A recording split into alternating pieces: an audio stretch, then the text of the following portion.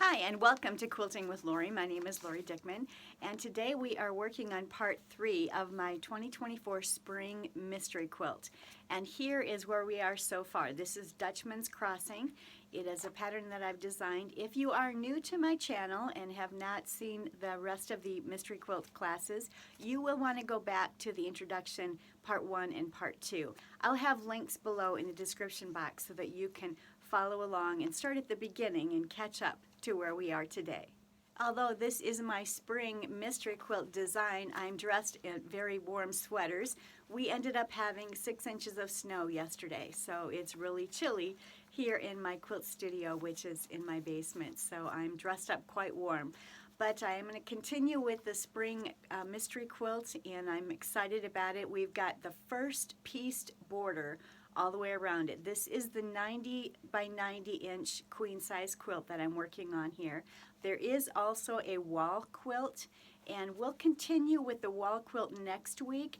The borders for the wall quilt as well as the second border for the queen size quilt are very similar, so I'm going to work on all of that next week. So if you are just making the wall quilt as opposed to the queen size quilt, you have a week's reprieve. You can catch up, and we'll get back to the borders for the wall quilt as well as the last border for the queen size quilt next week. For those of you who are new to my channel, I do like to offer a mystery quilt class in the spring and the fall, and I like to be able to teach you how to use your scrap stash.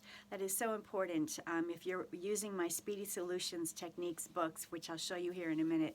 But if you're using those books, you've probably got your scrap stash all cut, sorted, and organized, and what I like to be able to do is teach you how to pull from that scrap stash. For this quilt, I did actually pull chunks of fabric from my stash, and I wanted to have something that followed along with the colorway of this picture. In fact, there's a couple of these pictures in my granddaughter's room where she stays when she's here at our home. And so these were the fabrics that I pulled from my scraps. I did not purchase any fabric at all. It's all from my stash, and I'm using it for her room. So I'll be making a queen size quilt for her room. There will be a PDF in the description box below. Make sure that you pull that. I'll also have it out on my website. For those of you who watch the YouTube channel out on your TV, you may not be able to get to the description box, but you can simply go to quiltingwithlori.com, go to the Learn tab on my website, and scroll down to the Mystery Quilts, and then you'll find the 2024 Dutchman's Crossing Mystery Quilt, and all of the videos, all of the PDFs, everything you need is right there. All right, I brought you to my tabletop here. This is my Speedy Solution book set. I will link the link below in the description box. It will take you out to the book set on my website if you wanted to check that out. I also have a tutorial that will teach you step by step how to get your scrap stash cut, sorted, organized, and ready to use. So I'll link that video tutorial as well, so you can check that out. So I have those there. These were the fabrics that I had used to follow that colorway of the picture frame that you saw. And here are some of the blocks that we've already done. So this was block B, this was block A. This is block A done in very, very scrappy. And this is block B, just using some of the leftover pieces that I had from the colorway that I'm actually using. So those were the center blocks that were made for the center of the quilt. They're 18.5 inches unfinished. It was basically a 9-patch for the center of the quilt, and it went together so very quickly. So make sure that you grab the PDF that you're going to need, and I'm going to share with you now how to piece the blocks that we're going to be using in the first border around our queen size quilt. So once you pull your PDF, it will let you know exactly what you need to pull from your scrap stash or cut from yardage. So you don't have to have a scrap stash already cut, sorted, and ready to go. You can certainly use yardage. You can use your favorite line of fabrics for the quilt if you'd like. What you will notice here, we're going to be making 28 of these blocks. It's the border block, and it's an identical block. Each block is the same. Mine look a little bit different because I'm using a couple of different, what I'm considering the medium number 2, which is the pink. So I have a couple of different pinks I'm using. I'm using different blacks as well, but they all basically look alike. I don't think you probably can even tell much difference there on camera, but Those are my darks and my blacks. So you're going to need to pull 28 of the medium number 1, and that's in the greens, 5.5-inch squares, and 28 of the medium number 2, which is the pinks, 5.5-inch squares, and we're going to be making half square triangles from them. So I've already pulled all of those, and let's see if I can. So I've got the medium 5.5-inch square, medium number 1, and these were medium number 2s. And I've already created my half square triangles, and I'm going to show you how that's done here in just a minute. You're also going to need to pull 2 3/4-inch squares for to make these blocks. This block is going to be a 9.5-inch unfinished block. So each of these 4-patch units needs to square up to 5 inches in order for the block to end up being 9.5 inches before it's sewn into the quilt. Therefore, instead of using 2.5-inch squares, we need 2 3/4-inch squares. So if you don't carry or cut your stash into 2 3/4-inch sizes, you can simply just pull 3-inch squares in the lights, darks, and mediums to create your 4-patch units, and then just trim 1/4 inch off 2 sides. It is so much faster to pull what you need from a 3-inch square, trim off 1/4 inch from 2 sides, and then you're ready to go. You have exactly what you need. So make sure you're following those instructions. I do have that highlighted in yellow on the sheet, that it's a 2 3/4-inch square for the lights, for the darks, and for the medium number 2s. And then the other thing that you're going to need to pull is go to your 1.5-inch strips, or cut them if you don't have them. And these are 1.5 inches wide by 9.5 inches long. And we'll be using those within the borders as well. We need a total of 8 of these. So that's what we're going to need for today's border block row. So with regard to those 2 3/4-inch squares, you're going to need 112 lights, 56 medium number 2, which is the pink that I'm using, and 56 of the dark or the black.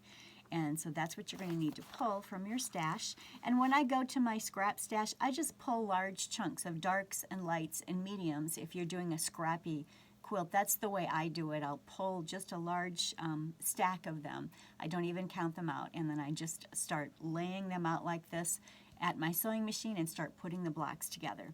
So create your 4-patch units just like this.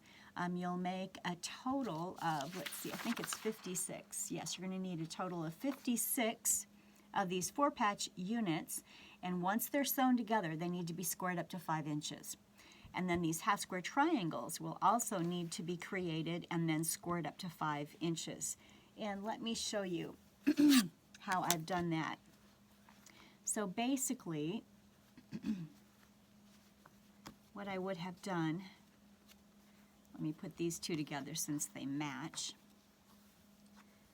I would have taken the 5.5-inch green and the 5.5-inch pink, or medium number 1 and medium number 2, and I would have placed them right sides together. I would have drawn a diagonal line. I would have sewn a scant 1/4 inch on each side of the diagonal line, and then I would cut them apart on the diagonal line. Then I would press them and have them squared up to 5.5 inches. Now what I like to use is actually the Clearly Perfect slotted trimmer, and I'm using trimmer B here because I need to square this up to 5 inches. And when you're using the Clearly Perfect slotted trimmer, you don't press open the triangles first. You wait until you've actually squared them up, and then you press them open. So what I'm doing is lining up the 5-inch stitching line on that stitching line of this triangle here. So I'm going to line that up, and then I'm simply going to trim away that excess. It isn't a whole lot, but it's definitely enough that would make a big difference if we didn't trim it away. So there we go. I was pressing all of mine to the green. You could certainly press yours open if you want to. If you do press your seam allowances open, I would recommend that you use a shorter stitch length, or you could press them just to the dark, which is what I had done. So I went ahead and created all of my half square triangle units that way, made sure they each got squared up to 5 inches, and then I laid them out on my, I'm going to move these out of the way here and put these in here. These are completed. Then I laid them out next to my sewing machine, and I webbed each block together. And I like to do that because it helps to keep things in order and the way that I want them. And you'll notice that the medium green number 1, or the medium number 1 is the green here, and that's kissing one another in the center of the block. The medium 2s are the pinks, and they're on the outside of the block. And then you'll notice that the medium 2s, the smaller squares, they're kissing in the center here, and then the blacks are on the outside. And that's how each block should be positioned or oriented. And then go ahead and sew all of them together, and you're going to be creating a total of 28 of these blocks that you're going to need for that outside border. So get all 28 of them sewn together and then square them up to 9.5 inches. So when you've finished all of your blocks, then you're going to lay them out and get ready to place them around your quilt.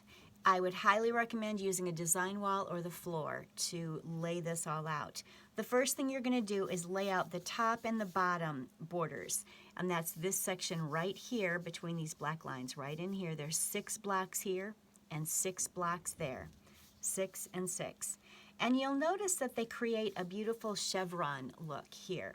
So when you lay each block down, you'll flip the next one and then keep flipping so that you're creating that chevron. Just make sure you take this paper with you to your design wall or to your floor and ensure that you're laying everything out there properly.